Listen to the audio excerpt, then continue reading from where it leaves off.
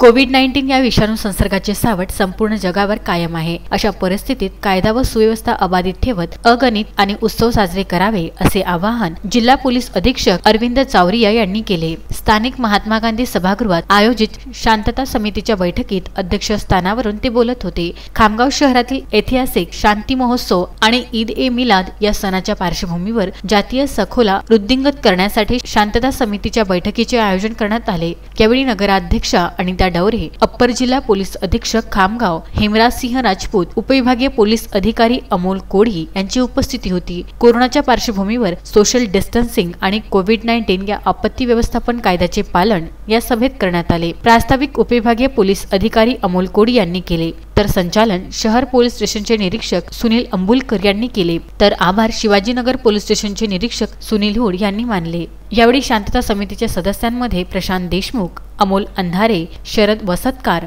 राजेश राजोरे, मौलवी मोहम्मद युनुस, राम मोहिते, अनिता डवरे यांची समुचित भाषणे झालीत। सर्वांनीच आपल्या भाषणात सांगितले की काही वर्षापूर्वी खामगाव शहराची संवेदनशील शहर म्हणून ओळख होती, मात्र सर्वांच्या सहकार्यामुळे आता खामगाव शहराला नवीन ओळख प्राप्त झाली। ही ओळख टिकवण्यासाठी सर्वांनी सहकार्य करावे असे आवाहन या प्रसंगी करण्यात आले। या बैठकीत शांतता समिती सदस्यांसह नागरिक मोठ्या संख्येने उपस्थित होते। या बैठकीत नव्याने रुजू झालेले जिल्हा पोलीस अधीक्षक अरविंद चावरिया यांच्या खामगाव शहरात प्रथमच आगमनावर विविध संघटना तसेच पोलीस प्रशासन यांच्यावर स्वागत व सत्कार करण्यात आले। मोहम्मद फारूक, विदर्भ न्यूज, खामगाव।